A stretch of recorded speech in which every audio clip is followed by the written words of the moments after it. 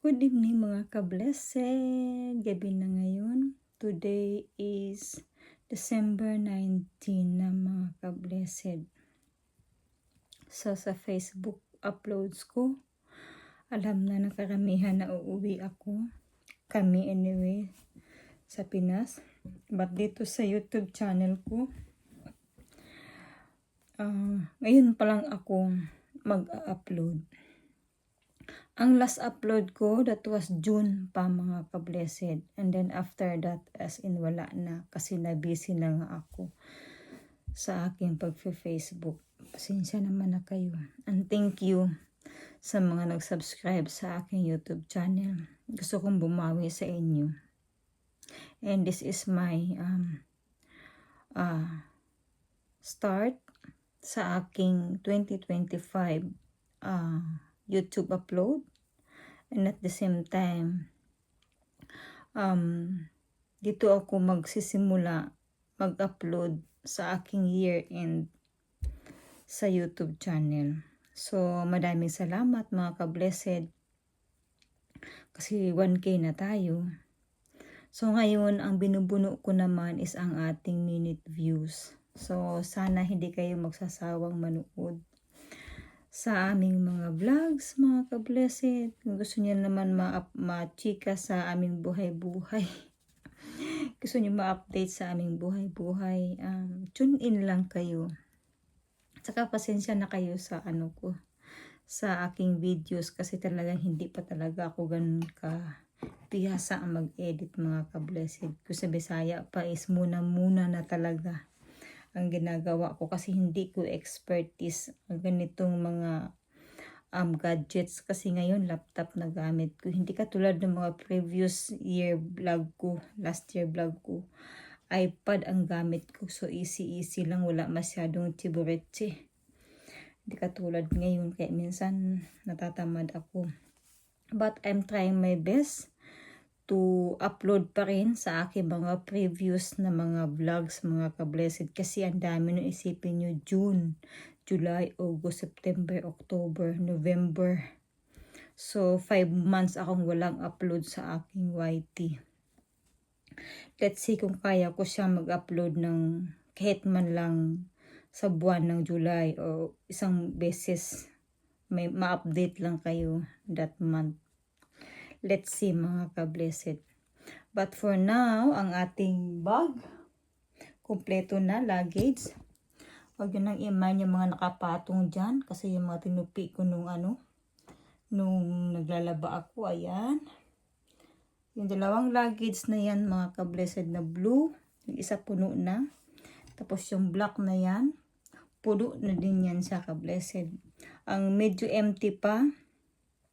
Ang maliit, yung isang panel niya empty pa. So, dyan naman ilalagay yung mga chocolates na pasalubong namin. And then, yung 2 hand carry namin is empty pa din yun. So, ang plano ko doon ko ilalagay yung mga papeles namin. Especially sa akin. And then, the rest of the stuff ni Moana doon namin ilalagay, balak na ilagay. Kahit yung mga personal na mga gamit ni Amang, doon na rin niya ilalagay sa hand carry niya. So, as this moment, si Amang, panggabi naman siya, which is very good kasi sign na. Na 1 week na lang si Amang uuwi na dito, Thursday. Hindi, kasi ngayon Thursday. Next Thursday, si Amang uuwi na dito. And then Thursday, Friday, Saturday, Sunday, Monday, flight na namin ka-blessed. December 30, flight na namin. Alas 5 ng hapon ang flight namin. But dito pa lang maaga kami aalis. Maybe 9 a.m. or 10 in the morning. Dapat makaalis na kami. Kasi 4 hours driving papuntang Perth. Gikan dito. Galing dito sa Pemberton. Sa mga hindi pa din nakakaalam or walang idea, nakatira kami sa Western Australia countryside mga ka-blessed. Meaning nasa probinsya na kami. Diyan na kami nakatira. So malayo kami talaga sa mismong city ng Western. But then again, we chose to live here kasi nga convenient para sa amin, especially para sa akin since na hindi pa ako nakakapag-drive. Malapit sa school ni Moana at the same time sa grocery shop. And then, kung napanood nyo naman sa mga upload ko sa Facebook, sa aking Reels, na may sideline tayo sa coffee shop, which is good din. So, i-update ko na rin kayo para sa aking next year. Total naman, nagtabi na ta. Magiging full-time ako sa aking work, mga ka-blessed. Kasi, parang gusto ko magkaroon ng goal next year. Ayan. Marami tayong assignment next year na sana gabayan tayo ni God. I-bless tayo na ma-achieve natin yung mga goals namin. But mostly sa mga goals ko, ka-blessed, hindi pansarili.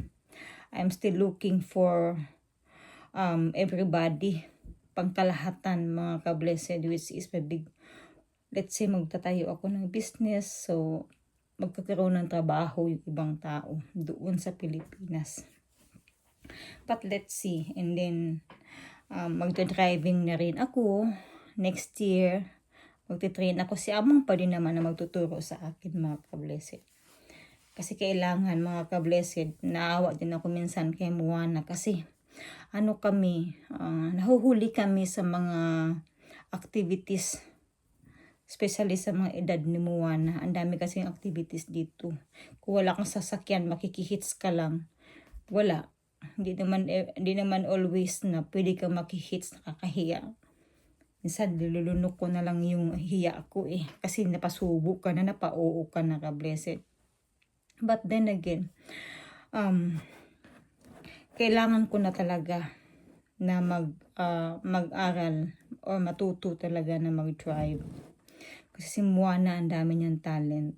Ang dami niyang dapat nagawin.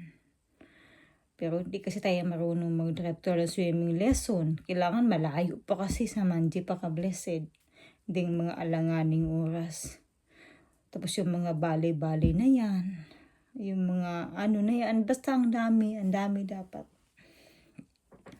So, I'm looking forward na mas madami pa ang activities ni Moana next year, mga ka-blessed. So, anyway, next year, prep na siya, si Moana. Which is good, mga ka-blessed. Kung sa atin pa, nakapasar siya sa kinder. Thank you kaayo. But anyway, pagdating ni Amang dito, mag-finalize na lang kami na ibang mga dadalihin. Ayan, like bibili kami ng chocolate kapag kauwi na siya dito. Yun, at saka na kami bibili ng chocolate. And then yung mga papers namin dapat naka-print out na kasi para pag kailangan hingiin, meron kami ipapakita. Basta madami, mga ka-blessed, madami ang gagawin. And then yung ATM namin kasi dito, naka-open na siya international, inactivate na ni Daddy, ni Amang bago siya umalis. So which is good. At least kahit paano magamit namin ng ATM namin sa Singapore. Kasi maglo-layover pala kami sa Singapore, ka-blessed, for 3 hours lang. So yung balak namin na mag-meet up doon, parang hindi talaga mangyayari kasi hindi kami pwedeng lumabas ng immigration. Kasi ang rules, once na lumabas ka ng immigration, dapat yung luggage mo kasama mo din.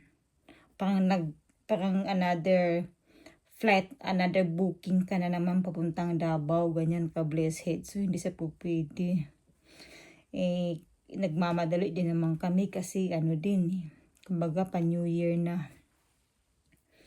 So, ayan, ka-blessed ang magiging setup natin. Nanonood ako ng vlog ni Inday Garnet. Yan ang magiging setup namin, mga ka-blessed. So, makarating kami ng Singapore mga siguro alas 10 or alas 11. Kasi from Perth to Singapore, more than 4 hours.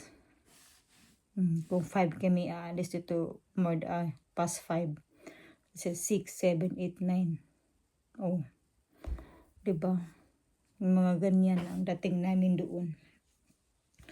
But let's see mga ka-blessed kung ano ang magiging itsura natin that day. And then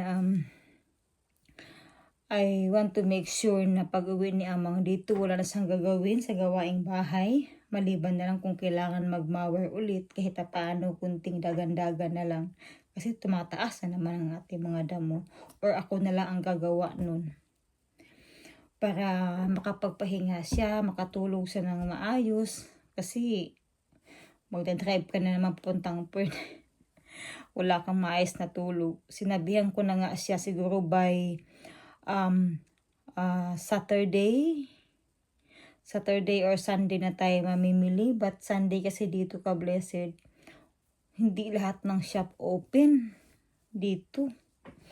Baka Saturday talaga kami nito mamimili. And then Sunday, mag-church pa kami ka-blessed. Let's see. So, salamat ng madami sa mga nanonood. Thank you so much mga ka-blessed. Ano pa ba ang sasabihin ko? Ay, wala pala si Moana na gusto nanonood ng TV. Gusto rin niya manood ng TV. Anong oras na ngayon? Anong oras na ba? Ano kasi ito? Military hour. 21:58 daw. Na, mag-aalas 10 na pala. Yes, mag-aalas 10 na. Okay mga ka-blessed, i-upload ko ito ngayon para naman meron tayong update mga ka-blessed. I want to make sure na makakapag-vlog ako sa ating mga ganap. But actually may vlog ako sa pag-iimpake ko, blessed eh. Kaya lang hindi maayos. Kasi bakit may Moana tayong minsan nagliligalig. Ayaw ko naman sa vlog ko, puro na lang mute na lang. Puro na lang music, yung ganyan. Mas natatamad ako mag-type kung ano yung nangyayari. Hindi katulad na magsasalita ka, at least nalalaman nyo agad. Ayan mga ka-blessed. So, salamat ng madami. Ipag-pray nyo na lang kami na magiging okay ang lahat ng aming flight, mga ka-blessed. Thank you. This is our first uwi since nandito kami last 2022 ng November. So, first time namin umuwi after 2 years.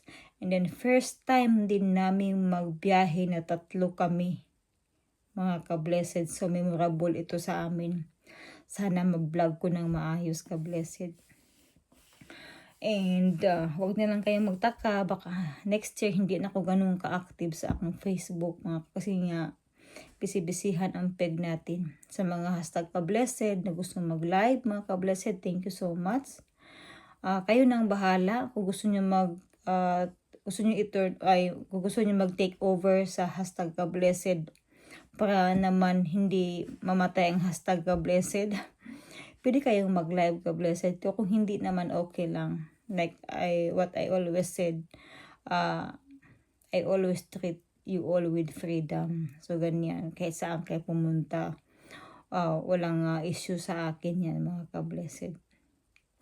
Kumbaga saan kayo masaya, suportahan ko kayo. So salamat. Itong hashtag ka-blessed ko naman galing din ito sa YouTube ko. Ito yung intro ko. Good morning ka-blessed. So nilagyan ko na lang ng hashtag nung nag-Facebook ako. And that's the story. But anyways, salamat na madami mga ka-blessed. Ewan ko lang kung ilang minutes na itong pag-vlog ko. Ay 14 minutes. So thank you so much. And ang balik pala namin ka-blessed, ito January 20. Ang balik namin dito sa Australia. And then pagbalik namin dito, magkakamping kami kasi February 5, back to school na ang Moana natin. School opening ni Moana ka-blessed. So mabilis lang talaga, mabilis ang galawan lang talaga sa Pinas. So sa mga vlogger dyan, sa mga friendship natin dyan na gusto nang meet up, isisingit ko, let's say kung pupunta kami ng Davao o saan man, o I will let you know na lang. Kung free naman kayo, pwede kayong pumunta ng Digos City, ka-blessed. Nasa mismong center naman kami ng Digos. So madali lang tayong magkita. And that's it for today's video, mga ka-blessed. Salamat ng madami. And please do subscribe and comment down below kung nagustuhan niyo po lagi ang ating mga videos. God bless you and thank you. Good night.